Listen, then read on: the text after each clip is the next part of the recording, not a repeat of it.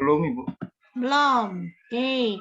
Ya, kalau ada yang belum pernah dengar, atau mungkin kalau kalian searching sebenarnya yang banyak di internet bahwa BI ini adalah satu teknik wawancara yang paling banyak yang saat ini justru digunakan gitu ya. Jadi orang-orang yang melakukan interview itu dituntut untuk punya kemampuan behavioral evidence interview gitu ya. Apalagi kalau kalian kerja di industri ya gitu, di industri di rumah sakit tapi bagian SDM-nya pokoknya yang terkait dengan SDM-nya gitu ya. Kalau kalian nggak bisa kemampuan interview BI, biasanya nanti disuruh pelatihan tuh sama perusahaannya gitu ya. Atau kalau nggak harus bisa ya udah berarti kalian harus ikut pelatihan itu sendiri ya. Biasanya di luaran itu workshopnya 2 sampai 3 hari untuk BI sendiri ya. Oke, nah tapi sebelum bahas ke sana saya jelasin dulu tentang sejarah interview ya.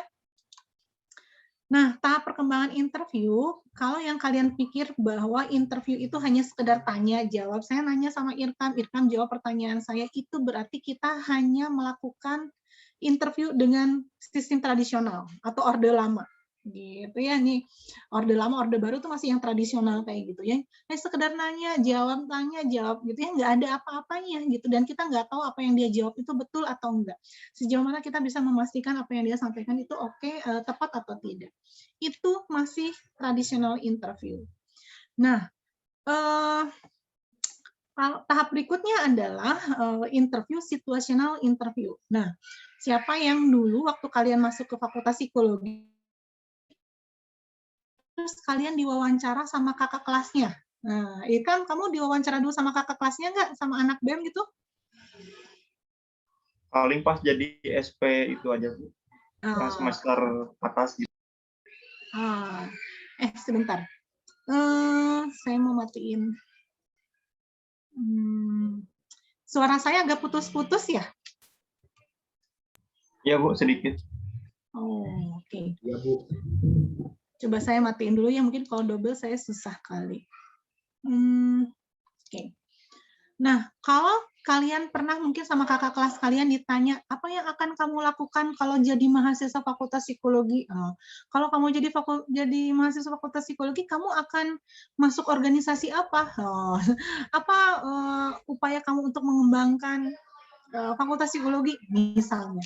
Kalau kalian ditanya-tanya seperti itu, berarti kakak kelas kalian itu masih di antara orde baru, bukan orde reformasi gitu ya, karena dia masih menggunakan teknik interview situational interview, yang artinya lebih tinggi dibandingkan tradisional interview, tapi di sini kita mencoba memberikan situasi sama si IT-nya. Kalau dia berada pada situasi itu, apa yang akan dia lakukan? Gitu. Nah, kelemahannya adalah kalau Irham bilang, wah saya nanti kalau jadi mahasiswa Fakultas Psikologi, saya akan memajukan Fakultas Psikologi menjadi Fakultas Psikologi nomor 1 di internasional. Itu kan baru rencananya Irham ya, belum tentu juga Irhamnya mau, belum tentu juga Irhamnya mampu, gitu ya. Baru angan-angan, baru rencana. Nah, sehingga kita sulit memastikan bahwa betul nggak Irham punya kemampuan itu. Betul nggak Irham akan melakukan apa yang dia sampaikan. Gitu ya. Jadi situational interview itu rentan terhadap ketidaktepatan informasi. Artinya kalau kita ketemu sama IT yang pinter ngomong, pinter persuasi, gitu ya, tampak meyakinkan, gitu ya, wah bisa nanti dapat rankingnya paling tinggi nih, gitu ya, apalagi yang pinter ngomong, gitu ya. Padahal belum tentu dia memang punya kemampuan untuk itu. Gitu. Nah, makanya kenapa situational interview itu sudah tidak digunakan lagi. Karena kita masuk ke orde reformasi, orde apalagi ya sekarang ya pokoknya sudah milenial lah ya, revolusi industri 5.0 gitu, bahwa yang kita butuhkan adalah bukan hanya orang yang sekedar pintar ngomong, tapi memang dia punya kemampuan dan kemauan. Sehingga yang kita tanyakan ketika wawancara adalah sejauh mana dia bisa melakukan hal tersebut. Gitu ya. Seperti apa biasanya dia melakukan hal tersebut. Nah, hal ini berarti kita mengukur bukti-bukti perilaku yang ditampilkan, gitu ya. Sehingga pertanyaannya adalah penegasannya adalah bahwa kita menanyakan mengenai pengalamannya, apa yang sudah dia lakukan selama ini, apa yang sudah terjadi sama kehidupannya dia, yang berhasil maupun yang gagal.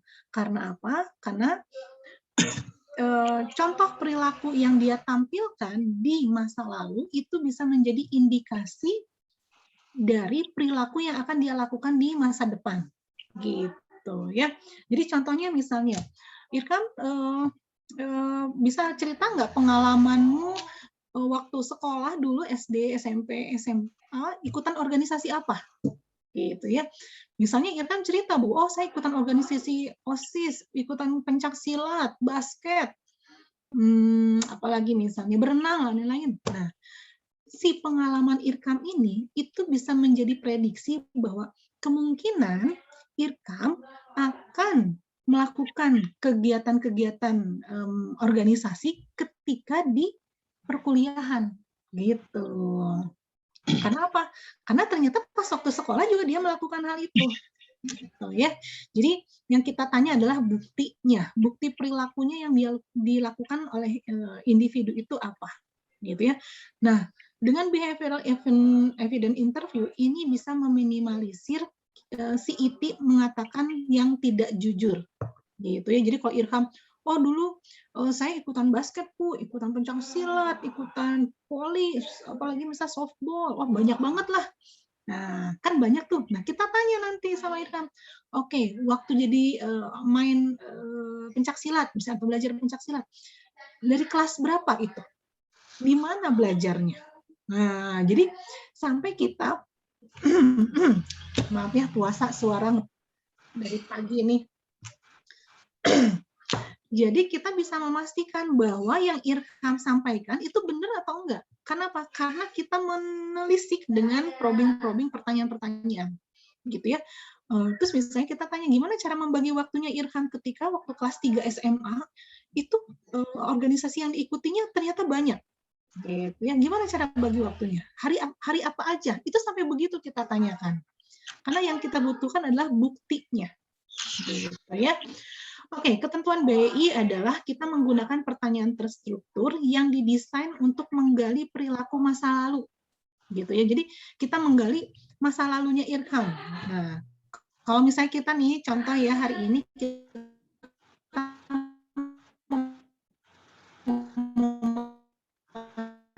memastikan bahwa Irham itu adalah orang yang setia. Irham sebelumnya pernah pacaran nggak? Misalnya gitu.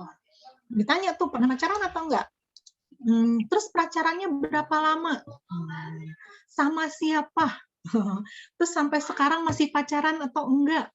Misalnya udah putus, putusnya karena apa? Siapa yang mutusin?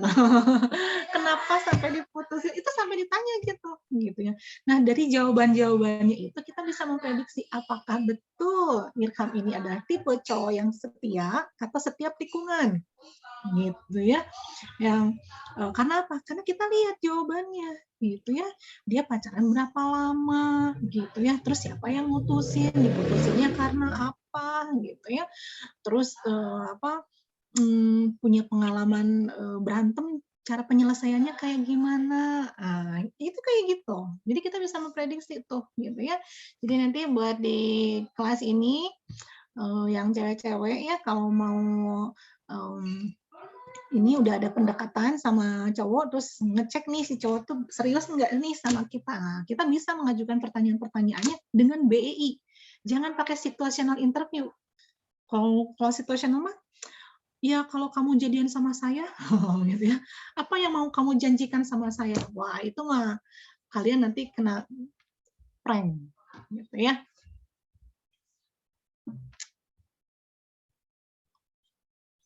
Oke. Kalau suara saya putus-putus, kalian chat ya, biar nanti saya bisa cari cara gimana biar nggak putus-putus lagi. Oke, nah jadi dengan BI itu kita mendesain untuk menggali perilaku masa lalu si IT-nya yang spesifik, di mana situasi itu situasi yang relevan terkait dengan kompetensi atau kemampuan yang ingin kita ukur. Gitu. Contoh misalnya, saya ingin mengetahui bagaimana kemampuan kerja sama tim. Nah, berarti pertanyaan kita adalah, coba dong ceritain pengalaman kamu waktu berada dalam kelompok atau tim, atau punya pengalaman kerja sama nggak? Dengan siapa? Di mana? Kapan? Bahas apa? Kamu sebagai apa di sana? Gitu. Itu sampai digalinya tuh kayak gitu. Jadi kalau misalnya ada yang bohong-bohong, nanti dia suka kejebak sendiri sama jawabannya gitu. Kenapa? Karena kita nanyanya terus gitu ya, sampai apa? Sampai kita benar-benar bisa terbayang, oh dia seperti itu ya perilakunya. Nah, BI ini banyak digunakan di industri karena apa? Karena memang yang dibutuhkan adalah evidence-nya, buktinya ya. Bukan hanya mampu gitu ya, tapi nggak mau. Ya suka ada kan nih orang yang dia cuma mampu aja tapi nggak mau, atau hanya mau tapi nggak mampu. Gitu ya. Jadi dari BI kita bisa mengukur dia punya kemampuan dan kemauan atau enggak. Nah, BI ini sebenarnya sejalur dengan dasar pemikirannya Lewin terkait dengan grand truism. Ini tahun 33 ya, tahun dulu lah. Lewin tuh yang di teori psikologi sosial lah ya, bahwa behavior atau perilaku merupakan fungsi dari person atau personality dengan environment. Jadi perilaku saya hari ini itu tergantung dari saya secara pribadi dan juga lingkungan. Itu. Contoh hari ini saya tiba-tiba off kamera, padahal saya bukan tipikal orang yang suka off kamera kalau di Zoom. Gitu ya. Tapi karena lingkungan, nah karena misalnya sinyalnya kurang stabil, membuat saya mematikan kamera. Sehingga perilaku yang kalian bisa lihat dari saya adalah, oh Bu Endah mematikan kamera. Gitu ya. Jadi nggak bisa digeneralisir orang yang mematikan kamera adalah orangnya pemalu semua. Gitu. Karena apa? Karena behavior merupakan fungsi dari person dan environment. Gitu ya. Oke, kemudian lanjut lagi. Dasar pemikiran BI ya. Dasar pemikirannya adalah perilaku masa lalu itu bisa memprediksi perilaku masa depan. Gitu ya. Apa yang dia lakukan hari ini dan ke depan, apa yang dia lakukan di masa lalu dan hari ini itu akan memprediksikan apa yang akan dia lakukan ke depannya. Gitu ya. Nah, di sini BI itu mengumpulkan informasi faktual, ya, jadi bukan kayaknya, rasanya, sepertinya, nggak ada sepertinya, kayaknya, dan gimana-gimana ya, tapi memang itu dia lakukan, mengenai perilaku aktual dari pengalaman dia di masa lalu. Nah, fokus BI adalah pertanyaannya adalah, kamu siapa? Apa yang kamu lakukan? Bagaimana kamu melakukan hal itu? Di BEI itu kencang banget aroma probingnya. Gitu ya. Jadi probing itu menjadi hal yang sangat penting bagaimana kita mencoba menggali tindakan ataupun perilaku yang memang sudah dilakukan sama si ITI atau yang sudah dilakukan tapi gagal. Atau yang belum dilakukan. Gitu ya, itu kita bisa perdalam lagi. Nah, kenapa harus BEI?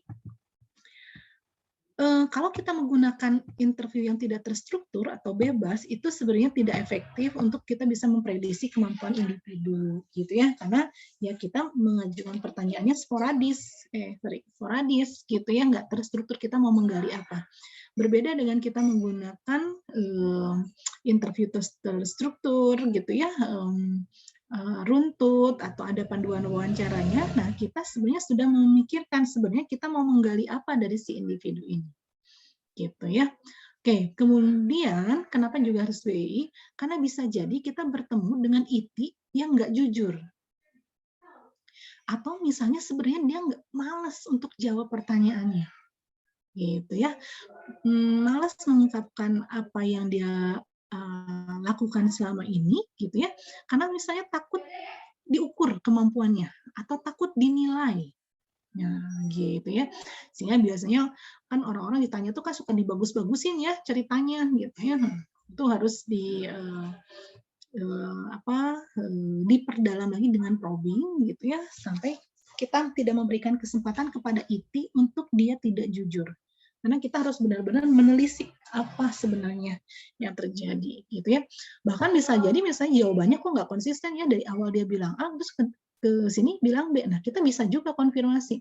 Tadi Anda menceritakan bahwa Anda melakukan A, tapi barusan Anda menceritakan B. Mana sebenarnya yang Anda lakukan? Nah, ketidakkonsistenan juga itu bisa mengindikasikan bahwa dia menutupi sesuatu. Oke, kenapa yang ketiga harus BI juga? Nah, pengalaman nyata atau kejadian yang pernah dialami itu akan menggambarkan kemampuan atau kompetensi IT. Gitu ya. Jadi kalau misalnya saya tanya nih sama Irkam, Irkam dulu pernah jadi misalnya ketua kelompok gitu atau kelompok diskusi atau kelompok apalah jadi ketuanya gitu, pernah nggak Irham? Oh, pernah. Jawaban pernahnya dari Irham sebagai pemimpin itu tidak serta-merta kita mengatakan bahwa Irham punya kemampuan kepemimpinan. Gitu ya. Karena dia hanya jadi pemimpin, bukan kita mengatakan bahwa dia punya kemampuan kepemimpinan. Misalnya, Bu, kalau gitu berarti rektor itu pasti punya kemampuan kepemimpinan. Dari mana Anda bisa mengatakan itu? Karena dia kan pemimpin. Betul, dia mempunyai jabatan sebagai seorang pemimpin. Pertanyaannya adalah, apakah dia punya kemampuan sebagai seorang pemimpin atau enggak? Gitu. Makanya biasanya ditanyanya apa? Gimana caranya memimpin? Ada pengalaman menghadapi anak buah seperti apa? Caranya menghadapi konflik seperti apa? Gimana cara memulai diskusi? Misalnya gitu. Ya, jadi enggak selalu pemimpin itu mempunyai kemampuan kepemimpinan. Nggak selalu yang jadi anggota BEM itu nggak punya kemampuan kepemimpinan. Bahkan seringkali saya temukan yang jadi pemimpin-pemimpin itu malah nggak punya kemampuan kepemimpinan. Gitu ya. Nah, disinilah pentingnya BI untuk mengukur tadi, betul nggak dia punya kemampuan itu. Gitu ya. Makanya kenapa kalau untuk di industri, untuk seleksi, untuk promosi gitu ya, untuk mapping, talent mapping itu BI gitu. Karena yang diukur adalah mampu dan mau ada enggak gitu ya si hal tersebut di individu. Nah, apa sih langkah-langkah yang kita lakukan kalau kita melakukan BI? Yang pertama adalah tahapannya kita melakukan perkenalan dan penjelasan. Perkenalkan diri. Nah, kita jelasin ya, misalnya, selamat siang, saya Endah, mahasiswa Fakultas Psikologi Unjani yang sedang melaksanakan kegiatan praktikum.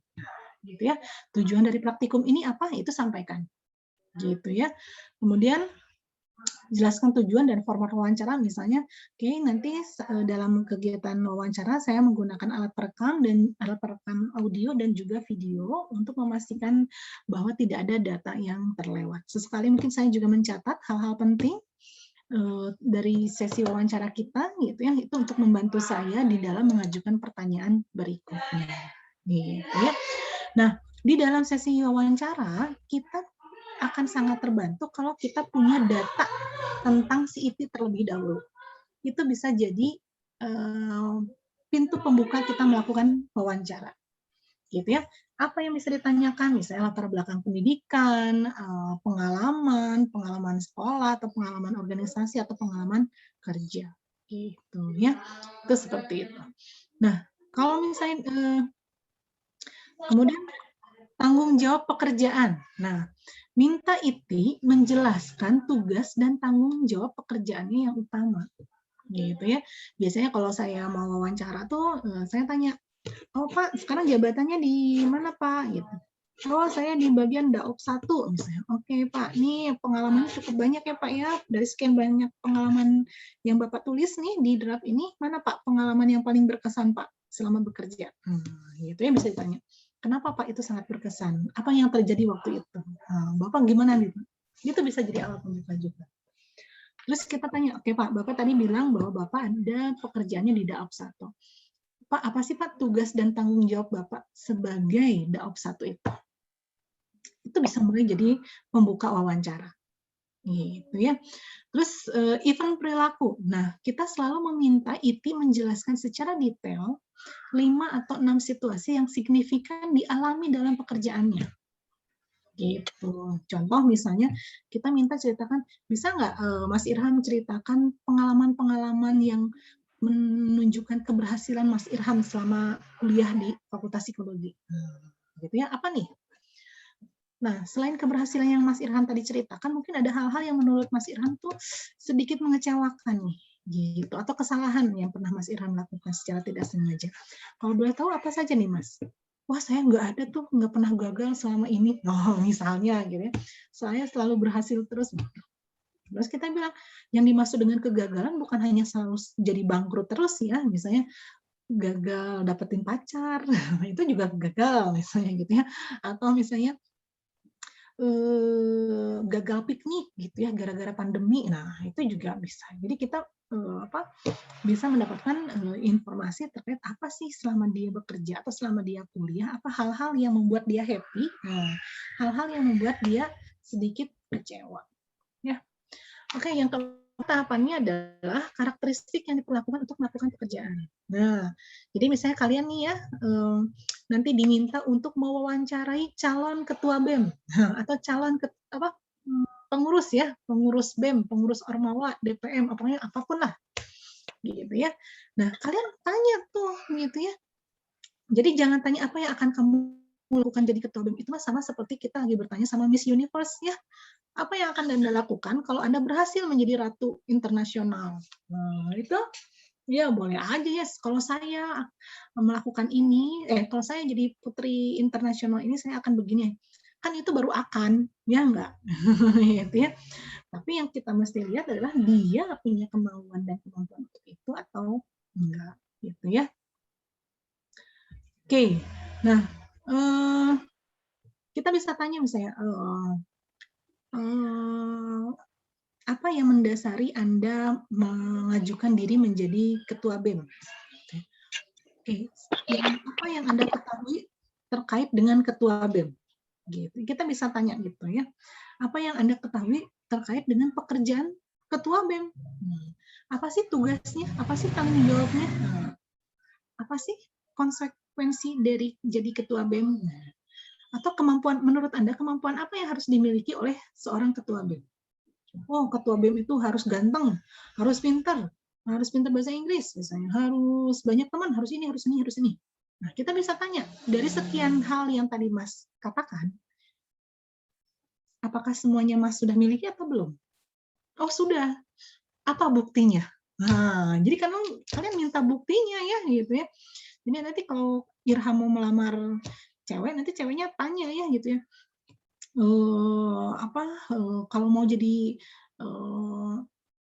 pacar saya, gitu ya, itu harus orangnya baik, harusnya ini nih segala macam, gitu ya. Nah, kita memiliki hal itu atau enggak, gitu ya. Apa buktinya? Saya orangnya setia, kata Irham. Apa buktinya Irham setia? Kan kita harus kejar tuh, gitu ya. Setiap orang bisa aja bilang ke si A setia, ke sini setia, ke sana setia, ke semua orang bilang setia, tapi nyebar jala, gitu ya. Jadi kita tanyakan, gitu ya, apa yang dia lakukan, gitu ya. Dan yang terakhir, langkah kelima adalah kita menyampaikan apresiasi atau rasa terima kasih ya. Jadi kita jangan sungkan-sungkan untuk mengucapkan terima kasih ke IT atas kesediaannya untuk menjawab pertanyaan yang kita ajukan dan meminta maaf kalau misalnya ada perkataan kita yang kayak ngejar gitu. Gitu ya. Oke, Nah, teknik BI ini kita bisa gunakan dengan menggunakan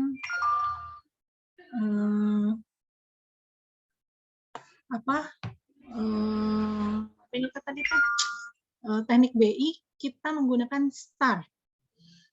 Gunakan wawancara terstruktur. Jawaban-jawaban IT baru dijadikan bukti perilaku atau behavioral evidence apabila ada STAR.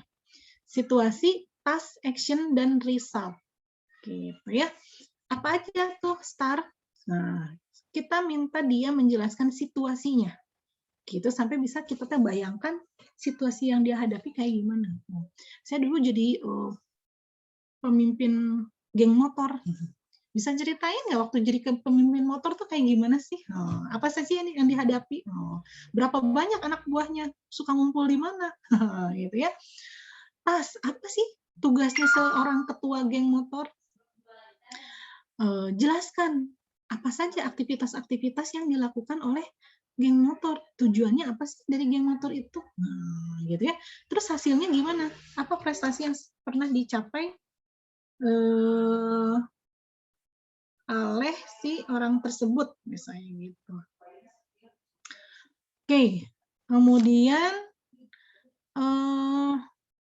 ya, contoh pertanyaannya ini. Start. S-nya adalah situation, T-nya adalah task, A-nya adalah action, R-nya dan result ya. Jadi situation itu yang kita tanya adalah where, di mana ngumpulnya, kapan. Pernah jadi ketua geng itu kapan? Dengan siapa aja? Ya, pernahkah Anda berada dalam situasi yang Anda harus memimpin anggota kelompok? Kapan itu? Di mana? Bisa ceritain nggak secara detail waktu itu situasinya kayak gimana? Apa yang terjadi saat itu? Siapa aja yang terlibat? Berapa banyak? Ada pengalaman yang berkesan nggak ketika Anda jadi ketua atau jadi pemimpin? Kenapa hal itu bisa terjadi? Jadi kita meminta dia mendeskripsikan situasinya seperti apa. Gitu. Nah, task itu what you did. Apa yang kamu lakukan. Jadi kita minta sama si IT untuk menggambarkan secara spesifik peran Anda di situasi tersebut apa. Nah, iya waktu dulu saya jadi ketua geng motor gitu. Wah, seringlah jalan ke sana sini gitu ya. Nah, coba waktu itu peran Anda sebagai ketua geng motor itu apa sih? Ya. Setiap keputusan itu harus saya yang memutuskan. Misalnya gitu ya. Nggak boleh ada yang melanggar. Oke, kalau yang melanggar, apa yang dilakukan? Gitu. Pernah nggak terjadi seperti itu? Ada yang menolak atau enggak? Gimana agar semua orang setuju dengan apa yang kamu sampaikan? Gitu ya. Tugasnya ngapain aja? Aktivitasnya apa aja? Fungsi apa aja yang dijalankan? Wah, ini dari satu pertanyaan utama aja, ini bisa kita kembangkan dengan sekian banyak pertanyaan. Nah, jadi kalian bikin panduan wawancara tuh ya kayak begini. Gitu ya. Kapan, di mana, seperti apa, kenapa? Wah, itu semua ditanya. Action, how you did it. Nah, bagaimana dia melakukannya? Apa yang sudah Anda lakukan sebagai ketua geng motor? Gitu ya. Ya, saya mengajak anggota geng motor untuk buka puasa bersama, misalnya gitu ya. Kenapa itu Anda lakukan? Menurut Anda itu sudah sesuai nggak dengan tujuan menjadi ketua geng motor? Apa yang ingin Anda bawa? Warna apa yang ingin Anda berikan dari geng motor Anda ini? Nah, itu start. Nah, resultnya kita tanya bagaimana hasil dari tindakan Anda. Nah, selama Anda jadi pemimpin di geng motor, misalnya itu, gimana cara Anda membuat orang lain mengikuti arahan Anda? Hasilnya kayak gimana? Pernah ada yang melawan nggak? Mereka melawannya terkait dengan apa? Kenapa? Terus cara penyelesaiannya kayak gimana? Terus sekarang gimana dampaknya? Nah, ada feedback nggak atau ada keluhan nggak yang pernah disampaikan oleh anak buah terhadap ketuanya sendiri? Gitu ya. Apakah menurut Anda yang sudah Anda lakukan ini sudah sesuai dengan harapan Anda atau belum? Apa sih makna yang Anda tangkap dari kegiatan yang Anda lakukan? Wah, ini banyak tuh, sekian banyak pertanyaan yang bisa kalian ajukan. Gitu ya. Jadi kalian nggak usah merasa kesulitan untuk bikin panduan wawancara. Kan kemarin temanya apa? Adaptasi perkuliahan online dan persiapan menghadapi perkuliahan offline. Nah, kalian bisa tanya, apa persiapannya, apa yang sudah disiapkan, kenapa, apa yang pernah Anda hayati. Oh, itu bisa Anda tanyakan. Ya, oke. Ada do dan don'ts ya. Nah, dalam BI yang kita lakukan adalah, yang kita tanyakan adalah minta si IT menceritakan pengalaman dia ketika, bisa ceritakan nggak pengalaman Anda ketika, pernah nggak Anda mengalami kegagalan? Pernah nggak Anda mengalami berada dalam situasi konflik? Pernah nggak Anda merasa tertekan? bertanya mengenai pengalaman, dan kita selalu hargai ITI terkait dengan penjelasan detail dan spesifik yang dia sampaikan. Nah, di dalam BI juga kita fokus pada satu situasi dan kejadian. Jadi kalau misalnya dulu saya 2020 sampai 2005 jadi ketua geng motor. Nah, terus saya mulai lagi jadi ketua geng motor tuh 2020. Nah, kita minta dia menceritakan yang 2000 dulu sampai 2005, baru yang 2020 ke sekarang. Ya, jadi jangan digabung. Yang tidak boleh ditanyakan ketika kalian menggunakan BI adalah, andaikan Anda seorang putri, apa yang akan Anda lakukan? Nah, itu enggak ya. Bisa aja kan kalau orang yang pintar ngomong, pintar ngarang ya gitu. Nanti dia, wah, kan ada ya beberapa orang yang, wah, bicaranya tuh indah banget, tapi realnya enggak. Ada orang yang konsep banget, prakteknya enggak. Gitu. Ada orang yang enggak banyak ngomong, tapi banyak bekerja. Nah, jadi dengan BI kalian bisa menangkap itu. Mana orang yang hanya sekedar ngomong, tapi tanpa bukti, mana orang yang tidak banyak ngomong, tapi buktinya banyak. Ya. Atau misalnya pertanyaannya adalah pendapat. Gimana pendapat Anda terkait dengan apa ya kemarin misalnya ya, tenggelamnya kapal selam Nanggala. Itu pendapat dia. Tapi kita bisa tanya, oh dia jawabnya, wah pasti serem ya. Kita mau mengukur apa dari jawaban si serem ini? Ya Bu, kita mau mengukur bahwa dia orangnya pencemas atau gampang stres atau enggak. Kita nggak bisa jadikan patokan bahwa jawabannya dia bilang serem itu artinya dia stres atau orangnya mudah pencemas. Kenapa? Karena itu pendapatnya saja. Gitu ya. Kalau mau kita mengukur apakah Irham itu orangnya gampang stres atau enggak, kita tanya, Irham pernah nggak punya pengalaman yang menurut Irham itu situasi tersulit yang pernah Irham alami? Nah, gitu. Oh, pernah Bu. Kapan itu? Situasinya kayak gimana? Nah, itu yang diceritain ya. Nah, jangan sampai nanti selama BI kita ngabisin waktu tanya ini, tanya itu, tapi ternyata pertanyaannya nggak valid, atau tidak jujur si IPI ceritanya, atau bahkan sebenarnya tidak sesuai dengan apa yang menjadi arah tujuan interview. Ya. Dan juga di dalam BI, yang memegang kendali interview adalah kita sebagai ITER. Jadi kalau misalnya si ITI tiba-tiba cerita, saya waktu jadi ketua geng 2020, saya begini, oke Pak, tapi kita bahas dulu satu ya Pak ya, yang tahun 2000 Pak, kita fokus di situ dulu. Nah, jadi kita yang memandu, dia harus menjawab seperti apa ya. Jadi tidak membiarkan si ITI mengubah topik pembicaraan seenaknya aja. Beda dengan interview bebas yang terserah si ITI kan mau cerita apa. Ya, sampai sini. Ada yang mau ditanyakan? Boleh terkait dengan materi ataupun terkait dengan persiapan praktikum hari ini, minggu ini. Oke, ada yang mau tanya? Ibu izin bertanya, Ibu. Ya. Kalau misalkan nanti waktu kita wawancara gitu, Bu, interview, ada 3 pertanyaan ini, tapi hampir mirip semua, dan itu ternyata udah kejawab sama ITER kita sih. ITI kita tuh di pertanyaan yang pertama. Itu pertanyaan yang selanjutnya itu diajuin atau langsung lompat ke pertanyaan yang belum kejawab, Bu? Oke, kita harus pastikan dulu bahwa si pertanyaan yang pertama itu jawabannya udah sangat lengkap. Dan kita perdalam pakai STAR tadi. Gitu. Nah, kalau misalnya ternyata udah terjawab nih, gitu, tapi kita mau memastikan, ya kita lebih baik tanya aja, gitu ya. Tapi kalau Bu betul dia jawabnya begini-begini, ya udah kita lewat aja pertanyaan berikutnya, gitu. Berarti memang boleh dilewat kalau misalkan itu memang udah spesifik banget ya Bu ya? Ya, betul. Ya. Jadi kita juga bisa lihat ya, oh ternyata panduan wawancara yang kita bikin itu sudah beberapa yang dia jawab secara langsung nih si ITI tanpa kita harus tanya. Nah, gitu ya. Kan kita senang banget ya kalau ketemu sama si ITI yang kayak gini kan, gitu ya. Kita nanyanya sedikit, tapi jawabannya banyak.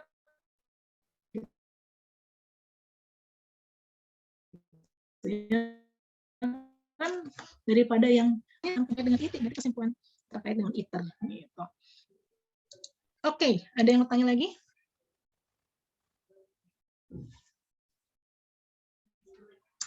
Iya ya, nih putus-putus ya, makanya saya coba matiin kameranya dulu. Oke ya, jadi boleh ya kalau misalnya pertanyaan berikutnya dilewat, asalkan pertanyaan sebelumnya itu dijawab sudah dengan sangat lengkap dan spesifik, bahkan kalau kita mau clarif lagi dengan metode STAR tadi udah kejawab semuanya. Gitu ya. Oke, ada lagi yang mau tanya? Atau untuk persiapan wawancara? Ibu izin bertanya. Ya. Untuk ini Bu, kan di tanggal 12 itu kalau dihitung itu pertemuan untuk pengumpulan video role play gitu ya Bu ya. Apa sih untuk pertemuan sama dosennya dulu sih sebenarnya Bu. Nah itu kan pas di tanggal hari Lebaran gitu ya Bu. Nah itu tuh gimana ya Bu? Oh iya. Ya berarti kan lebih. Misalnya kalian kan ketemu sama saya tanggal berapa berarti? 6. Ya berarti kalian ngumpulin ke sayanya sebelum Lebaran dong. Kan itu maksimal 2 hari sebelum praktikum. Kan harusnya pas di hari Lebaran itu kan. Gitu.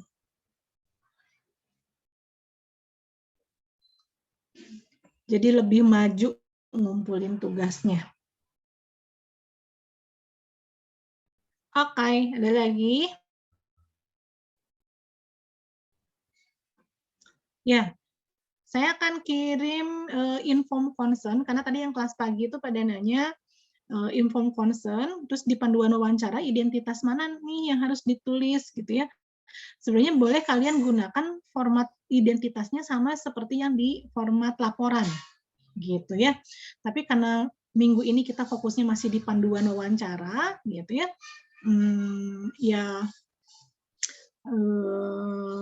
Terus kalian misalnya belum tahu nama IT kalian siapa, ya nggak apa-apa dikosongkan dulu aja. Yang penting kan panduan wawancaranya gitu ya, yang itu akan jadi konsep panduan.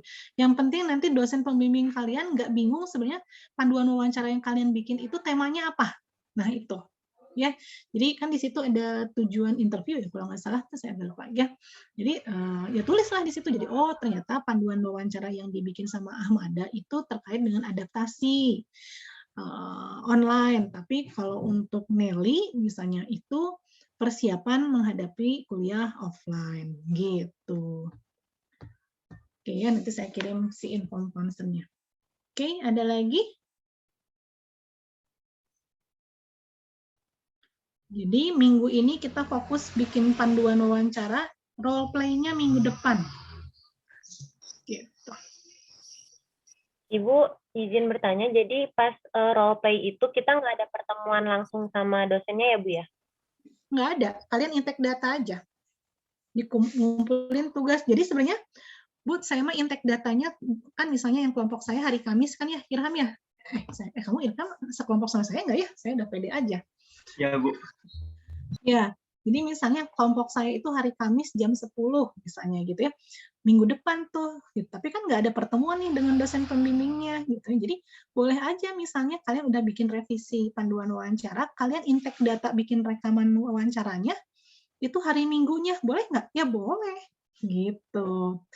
Yang penting nanti pas di absensi atau di buku kehadirannya, hari Kamis itu adalah diagendakan untuk kalian intake data gitu. Jadi misalnya saya mau intake data wawancaranya ngerekamnya hari Minggu, biar nanti saya hari Kamis itu mau ngumpulin laporannya, boleh nggak? Ya boleh lah, malah lebih bagus kayak gitu. Berarti kan lebih cepat ngumpulinnya gitu ya.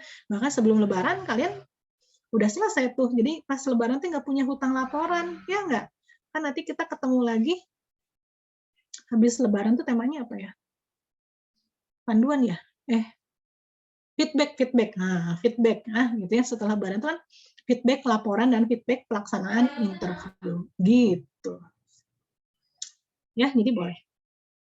Oke, ada lagi? Mau nanya ini Bu, kalau misalkan nih Bu, kalau pas kita interview, tapi di rumah kita ruangannya tuh kecil, bisa nggak itu nanti kayak di outdoor gitu di luar atau gimana? Oke. Ya, boleh nggak outdoor? Boleh. Yang penting mah menurut kalian karena di dalam rumah tidak kondusif sama sekali gitu ya. Tapi kalaupun di luar jangan sampai nanti pas kalian lagi ngomong tiba-tiba ada suara sapi atau nanti yang kerekam teh suara sapi gitu ya, bukan suara si itinya gitu. Atau misalnya begitu ngerekam di luar kayak dulu waktu itu saya ngewawancarai terus si orang yang saya wawancara teh lagi ada di terminal gitu ya, ini berisik gitu ya di terminal lebih panjang gitu kan, ya nggak kondusif lah gitu. Karena waktu itu kebetulan lagi online.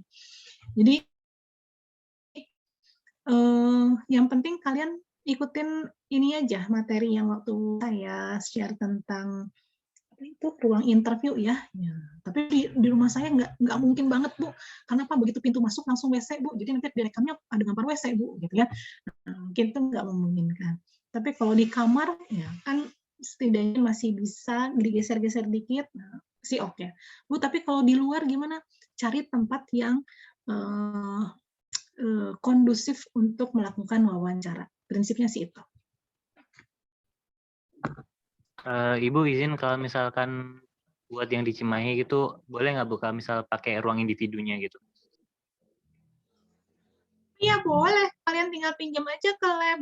Nah, kalau yang di Cimahi boleh tuh pinjam ke lab, pinjam ruangan gitu. Nanti ada, tapi kan kalau ruang individual tuh kan kecil ya. Nanti yang rekamnya pakai apa? Oh sendiri ya, pakai tripod misalnya ya. Boleh. Kalian izin aja sama labnya. Pinjam ruangan gitu. Makasih Bu. Yuk. Nah, terus yang tidak di Cimahi gimana? Nggak usah sedih ya, gitu kan. Pokoknya mau di rumah, mau di luar rumah. Yang penting tempatnya kondusif. Selesai. Bu, kalau di kafe gimana? Sambil mojok, Bu. Ya, boleh lah, gitu ya. Kafenya jangan kafe remang-remang gitu ya. Ntar gelap-gelapan malam hari lagi, gitu kan. Ntar ada siapa lagi yang lewat yang nggak jelas lah, gitu. Ya, pokoknya diatur aja lah, ya. Oke, lanjut. Ada yang mau tanya lagi?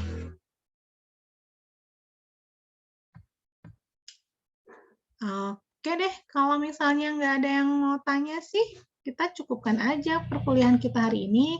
Saya tahu kalian pasti sedang persiapan bikin panduan wawancara yang terbaik, biar di feedback-nya nggak lama-lama ya sama dosen pembimbingnya, gitu ya.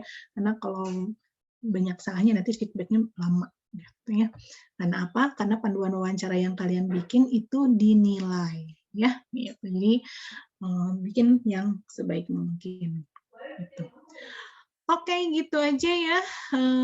Kalau misalnya ternyata nanti misalnya di perjalanan praktikumnya atau di perkuliahannya kalian masih ada pertanyaan, itu boleh nanti kita diskusi lagi. Jangan lupa tanggal 1 Mei itu hari Sabtu. Sabtu ya benar ya? Sabtu itu tanggal 1 Mei itu ada kuliah tamu. Nah, kuliah tamu itu masuk absensi ya, kehadiran karena materi yang akan diberikan oleh dosen tamu di hari Sabtu itu untuk jadi bekal kalian nanti di wawancara kerja, di praktikum wawancara kerja setelah Lebaran, gitu ya. Dan itu masuk pertemuan perkuliahan. Jadi sekarang kemarin pas koordinasi sebelum praktikum, kita kedua hari ini, ketiga hari Sabtu besok, gitu ya. Oke, terima kasih semuanya. Sampai sini aja diskusi dan pertemuan kita hari ini. Selamat siang. Assalamualaikum warahmatullahi wabarakatuh. Waalaikumsalam warahmatullahi wabarakatuh. Terima kasih banyak Ibu. Ya. Terima kasih Bu. Yuk, saya leave meeting ya.